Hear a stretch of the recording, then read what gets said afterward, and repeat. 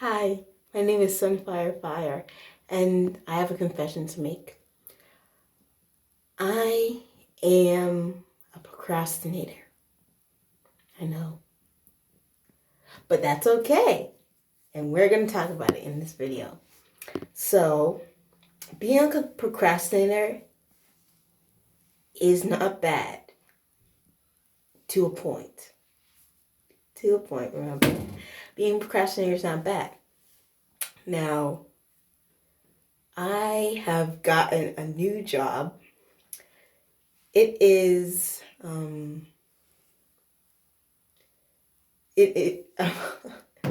forgot my new job.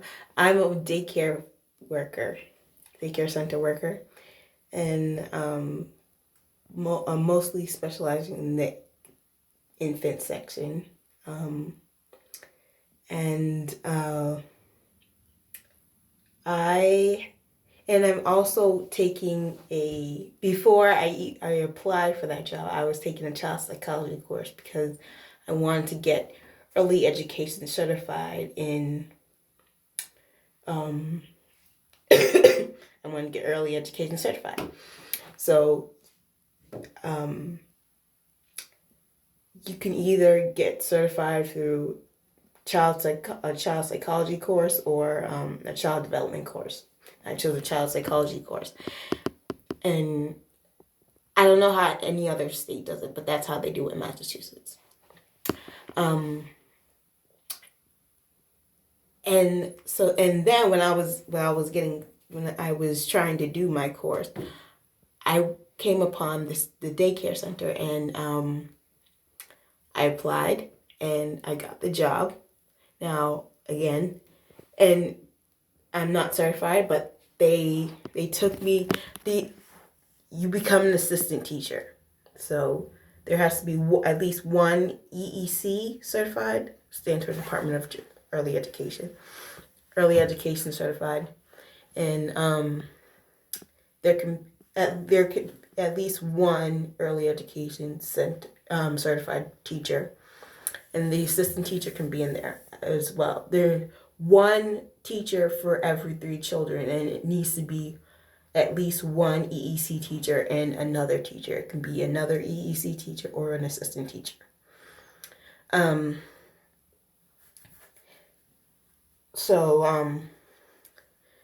If you get 7 2 teachers, okay.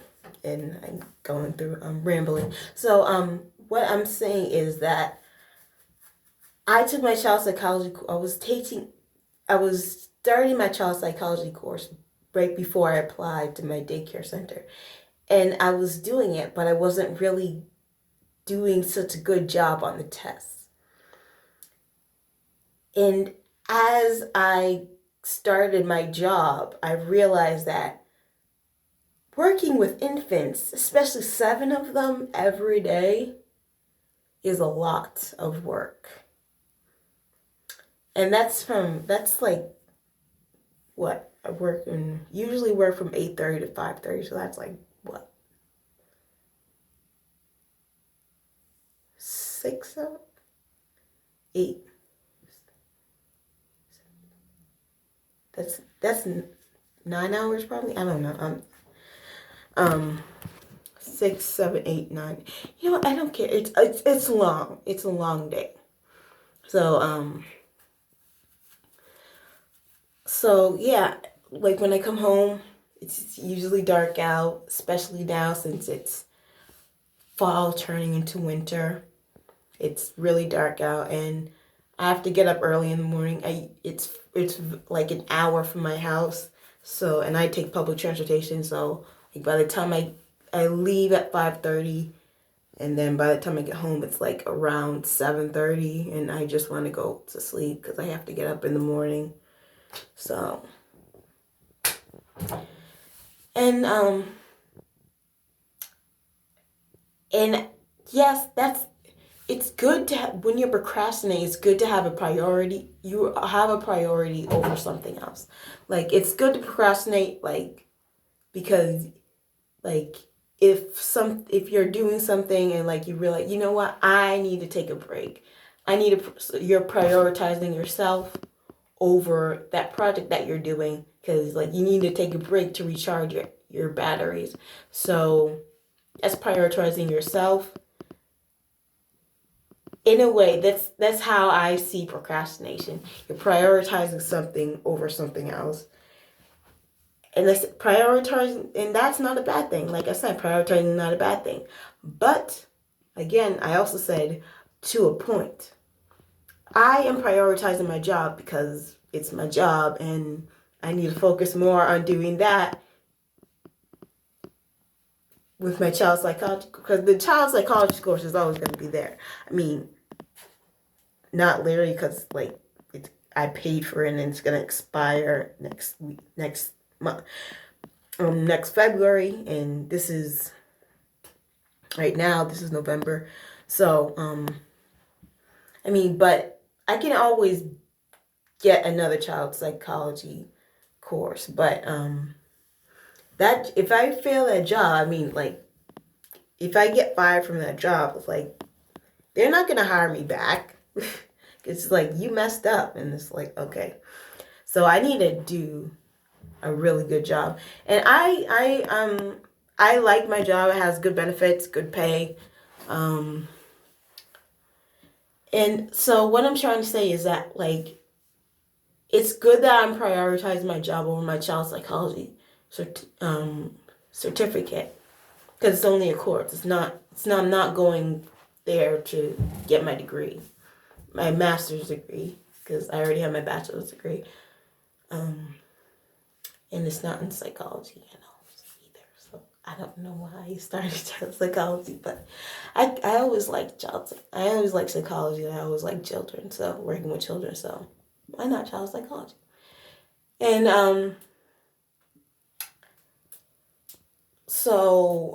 and also, by the way, child development is like kind of within child psychology, so it's like why not? So I think I mentally told myself, you know what, you're not doing so well in that course, so then you just don't need to focus on it. And I have gone like what? I started my course in late August, September, October, and I'm in the middle of November, and I'm not even halfway done with my course yet. And that's sad because one, I'm paying for this course. It's a little under $500, but that's still a good chunk of change right there. And I wanted this. And I want to get certified. And it would just suck if like I just realized, you know what? It would suck that I wasted all this money just because I didn't do well, because something in the back of my mind told me you're not doing so well, so why even try in this child psychology? And why even try? Because you already have a priority in your job, so why are you trying to do that? And it's just like and it's just like you already have a priority in your job, and then when you come home you're tired. It's because it comes out of you. And so because the job takes a lot out of you. So that was one of the reasons why why I told myself I could procrastinate. And that wasn't good for me. That's not good for me. And I'm just hurting myself. That's self-sabotage. And that's the thing I think just a lot of us do, self-sabotage sometimes. And it's a sign of insecurity, which is like, again, everyone is human, everyone has their insecurities, but we all know that. Hopefully you're human watching this, because well, actually, you don't need to be human watching this. If you understand me, cool. So if you're trying to learn about the human race, we have insecurities. But just everyone has their insecurities, and we're all human. We all to a point self-sabotage. Some people probably self-sabotage more than others because they're deeply insecure. And there's nothing wrong with being deeply insecure. It's just that you still aren't able to function as someone who knows themselves. Like, you're still trying to find yourself out. You're still trying to fit in, when in actuality you probably you have your own way of doing things, but you just think, since everyone else is doing something the way they should, maybe I should do it. And if I can't do it the way other people are doing it, then I can't fit in. I can't do it. And you're not alone with people who feel that way. I feel that way a lot of the time. I think the reason why I started this channel is just to be more positive. And yes, I went through I still go through those days where I'm just, one word from someone, one thing can trigger me, and I can fall so low, and my day is ruined. But all that you can do for right now is to make sure that you're thinking positive, make sure that you have positive people around you, make sure that the people who are not toxic, make sure that you find something that you are good at. It may be being with people, and it may be writing, because like a lot INFJs, like me, INFJ, going back to me being INFJ,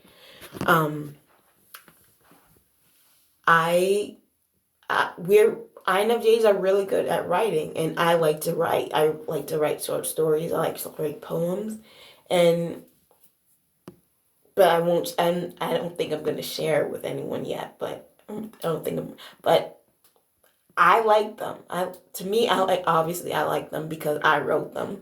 But and I put my heart into all of my work, and I like reading. I like a lot of English literature. I like a lot of I like a lot of history. And I just try to stay positive. And it sounds, if you're like, if you hear this message and you're just like, well, that's so easy for you to say. It's like, it's not easy for me to say. It's not, because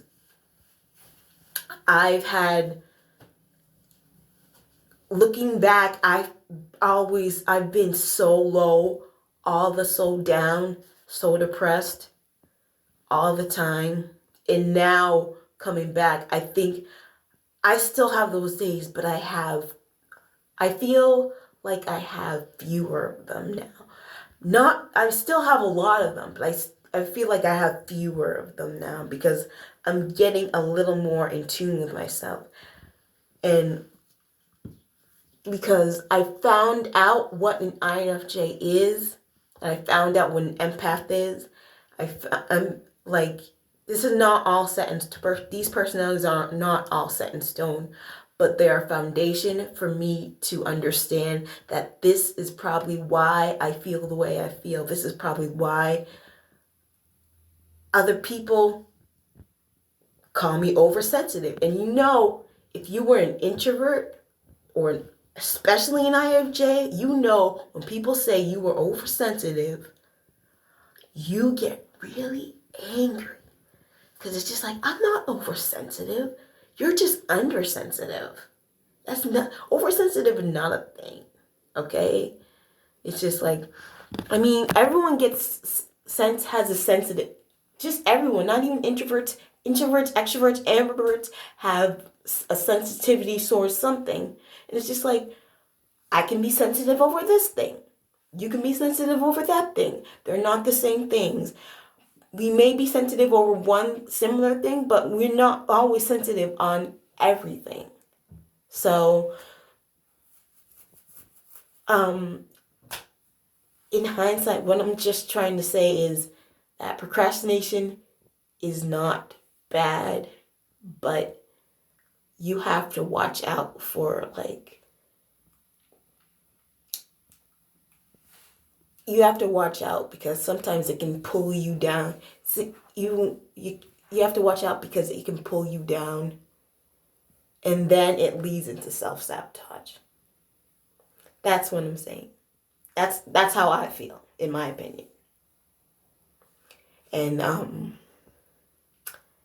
I think that's really all I have to say about this topic right now. I mean, my opinions change, like, usually, but I don't think this one's gonna change. So, and this is how I feel. You don't necessarily have to agree with me. I mean, obviously, I would love to know other people's points on it, but I want you to be respectful. I don't want you to call me like a swear word or anything. That's just stupid. People do that in YouTube, and I hate that. I've gone into wars when I commented on something. People just want to call me whatever, and I'm just like, you know what?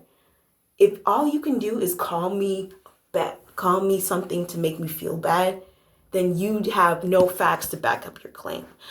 That's what I say when people try to do that to me. I'm just like, I don't have time for this. I know what I know because I have facts to back it up. You don't know what you know because you just think I'm wrong. So, but again, I'm rambling. I love to ramble. I just have so many ideas in my head, and I love that about me. See? A positive word that I said. I love that I ramble. I love that I have so many ideas in my head. Positive thing you can say. Try to say that to yourself. That's why INFJs are so creative, because they have so many ideas going out in their head. Just say that to yourself. I love that there are so many ideas in my head, and I just ramble on and on. But I'm not going to make this video too much longer. So, peace.